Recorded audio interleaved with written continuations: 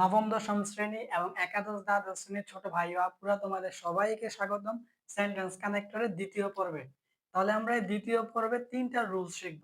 দেখো আমাদের রুল 1 হচ্ছে একটি বিষয় বা ঘটনার সাথে অন্য আরেকটি বিষয় বা ঘটনা যোগ করতে নিম্নোক্ত কানেক্টরস গুলো ব্যবহার করতে হয়। আমরা কিন্তু প্রথম পর্বের মধ্যে অনেক কানেক্টর দেখেছিলাম। এটা হচ্ছে আমাদের পার্ট 2 মানে 2 নাম্বার পর্ব। তাহলে দেখো এখানে আছে এন্ড দেন অলসো, মানে একটি বিষয় বা ঘটনার সাথে অন্য আরেকটি বিষয় বা ঘটনা যোগ করতে যে কানেক্টর গুলো আমরা ব্যবহার করি এগুলো হচ্ছে কি এন্ড দেন অলসো।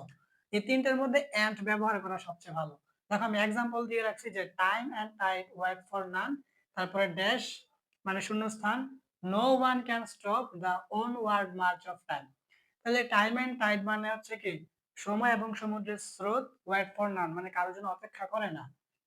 বলতেছে নো ওয়ান কেউই পারবে, নো ওয়ান ক্যান মানে কেউই পারে না, স্টপ মানে থামাতে, দা অনওয়ার্ড মানে হচ্ছে কি অগ্রগামী বা অগ্রবর্তী, আর মার্চ মানে হচ্ছে যাত্রা বুঝাইছে, অফ টাইম মানে সময়ের। তাহলে বলতেছে time and tide wait for none, সময় এবং সমুদ্রের স্রোত কারোর জন্য অপেক্ষা করে না।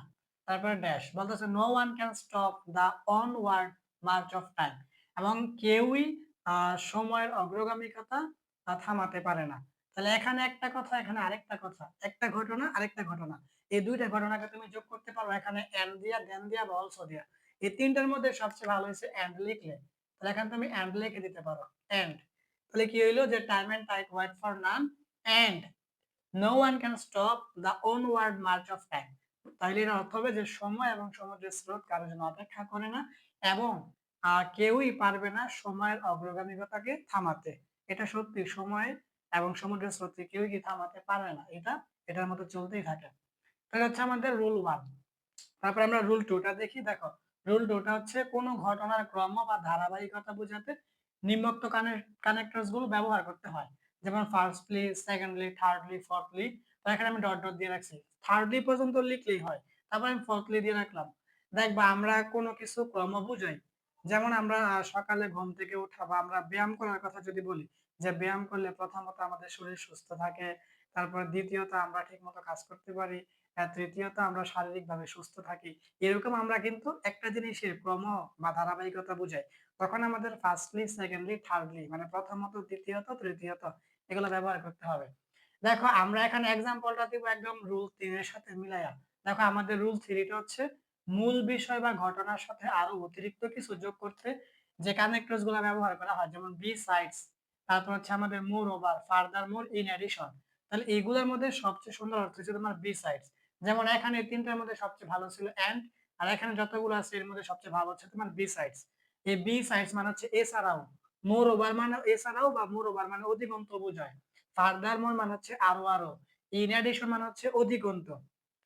তাইলে এখন আমরা এক্সাম্পলটা দিয়ে রাখছি। দেখো mobile phone has become very popular nowadays, তারপর হচ্ছে ড্যাশ, তারপর হচ্ছে ইট হেল্পস টু কানেক্ট, তারপরে dash, it helps to exchange information, dash, it can be used for various purpose. তাইলে এই এক্সাম্পলটা কিন্তু দেওয়া হয়েছে আমাদের রুল 2 আর রুল 3 এর আলোকে। তাইলে রুল 2 টা কি ছিল, যে কোনো কিছু ধারাবাহিকতা বুঝাইবো, যেমন আমি শারীরিক ব্যায়াম দিয়ে বুঝাইছি, এরকম ধারাবাহিকতা বুঝাইবো। তাহলে প্রথমত, দ্বিতীয়ত, তৃতীয়ত, তাহলে আমাদের ফার্স্টলি, সেকেন্ডলি, থার্ডলি, ফোর্থলি এগুলো লিখতে হইব।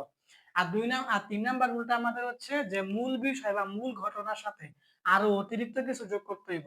ওই ক্ষেত্রে আমাদের লিখতে হইব বি সাইডস বা মোর ওভার বা ফার্দার মোর বা ইন এডিশন। এখন আমি এক্সাম্পলটার বাংলা অর্থটা বলি। দেখো মোবাইল ফোন মানে তো মোবাইল ফোন, হ্যাজ মানে হ্যাজ বিকাম মানে হয়েছে, ভেরি মানে খুব, পপুলার মানে জনপ্রিয়, নাওএডেজ মানে আজকাল, ঠিক আছে, তারপর হচ্ছে ড্যাশ, শূন্যস্থান, ইট মানে এটা, হেল্পস মানে সাহায্য করে, টু মানে তে, কানেক্ট মানে সংযোগ। তাহলে ইট হেল্পস টু কানেক্ট মানে এটা সংযোগ করতে সাহায্য করে।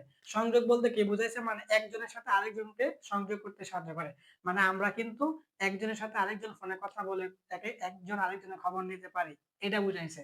মানে আমরা একজন আরেকজনের সাথে সংযুক্ত থাকতে পারি। তারপরে ড্যাশ বলতেছে ইট মানে এটা, হেল্পস মানে সাহায্য করে, টু মানেতে, এক্সচেঞ্জ মানে হচ্ছে বিনিময় করা, ইনফরমেশন মানে কি তথ্য।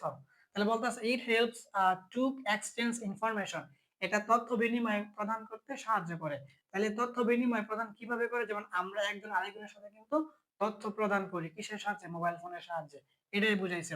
তারপরে এখানে আবার ড্যাশ, ইট মানে এটা, ক্যান মানে পারে, বি ইউজড মানে ব্যবহার হতে, ফর মানে জন্য, ভেরিয়াস মানে বিভিন্ন, আর পারপোজ মানে হচ্ছে উদ্দেশ্য।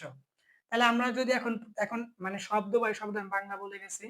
এখন আমি কি বলবো পুরোটা বলি। Mobile phone has become very popular nowadays. মানে মোবাইল ফোন আজকাল খুব জনপ্রিয় হয়ে গেছে।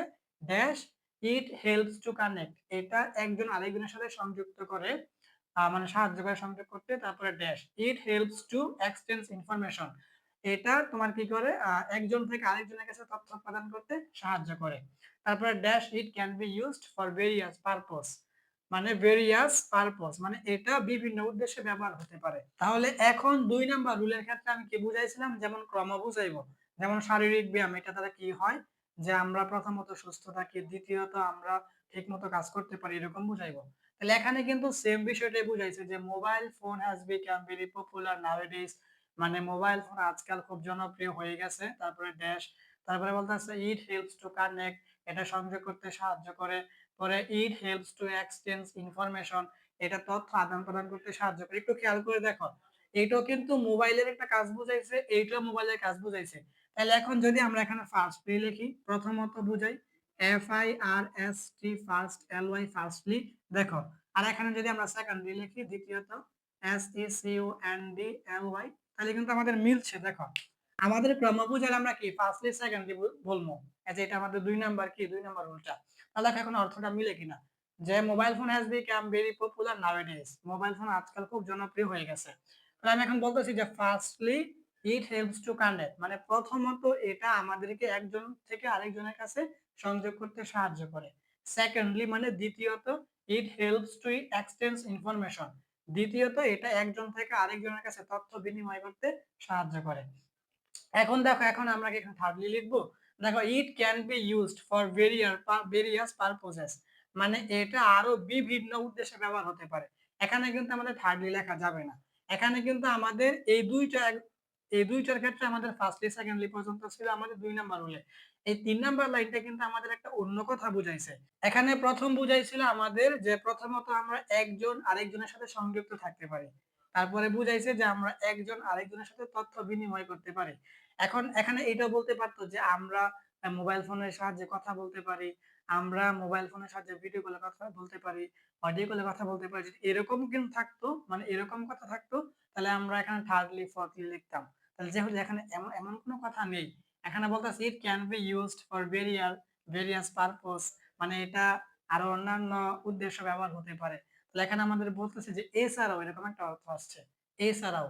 তাহলে আমাদের লিখতে হবে যে বি সাইডস, মানে আমাদের ৩ নাম্বার রুলটা যেটা, দেখো আমাদের লিখতে হবে besides, BASIDES, besides মানে কি এছাড়াও। কারণ আমি বলছিলাম কি এখানে আমাদের থার্ডলি লেখা যাবে না, কারণ আছে। কারণ যদি অর্থটা আমাদের এরকম হইতো যে মোবাইল ফোনের সাহায্যে আমরা অডিও কলে কথা বলতে পারি, বা মোবাইল ফোনের সাহায্যে আমরা ভিডিও কলে কথা বলতে পারি, এরকম যদি বুঝাইতো, তাহলে আমরা এখানে থার্ডলি ফোর্থলি লিখতাম। কিন্তু এখানে অন্যরকম একটা কথা লিখছে যে এটা বিভিন্ন উদ্দেশ্যে ব্যবহার হতে পারে। তাহলে এখানে বি সাইডস হইব। তাহলে এখন আমাদের বাংলা অর্থ হচ্ছে যে মোবাইল ফোন বর্তমানে খুব জনপ্রিয় হয়ে গেছে। প্রথমত এটা আমাদেরকে একজন থেকে আরেকজনের কাছে সংযুক্ত করে, দ্বিতীয়ত এটা একজন থেকে আরেকজনের কাছে তথ্য বিনিময় করে, এছাড়াও এটা বিভিন্ন উদ্দেশ্যে ব্যবহার হয়। তাহলে এটাই ছিল তোমাদের সেন্টেন্স কানেক্টরের পার্ট 2, মানে ২ নাম্বার পর্ব। আমি সিরিয়ালি ৩ নাম্বার পর্ব, ৪ নাম্বার পর্ব নিয়ে আসবো ইনশাআল্লাহ। আমাদের এই রুল হয়ে গেলে পরে আমি বিভিন্ন বোর্ড প্রশ্ন সমাধান করব। আর তোমাদের করণীয় কি? তোমাদের করণীয় হচ্ছে কষ্ট করে একটা লাইক করে দিবা, একটা কমেন্ট করে দিবা, বন্ধু থাকলে শেয়ার করে দিবা, যেন তোমার বন্ধুরাও শিখতে পারে। কারণ আমি ভিডিওটা করতেছি যেন তোমরা পরে শিখতে পারো। তো তুমি যখন দেখে শিখে ফেললা, তুমি তোমার বন্ধুকে শেয়ার করে দাও, তাহলে সে দেখে সে শিখে ফেললো। আর অনুরোধ থাকলো, তোমরা যদি ইউটিউব থেকে দেখো তাহলে সাবস্ক্রাইব করে দাও, আর যদি ফেসবুক বা টিকটক থেকে দেখো তাহলে ফলো করে দাও। এগুলা করলে কি হবে, আমরা শিক্ষকরা কি উৎসাহিত হই, অনুপ্রাণিত হই, এবং ভিডিও করতে ভালো লাগে। তাহলে অন্য কোনো ভিডিওতে আবার দেখা হবে, সেই পর্যন্ত সবাই ভালো থাকো। আসসালামু আলাইকুম।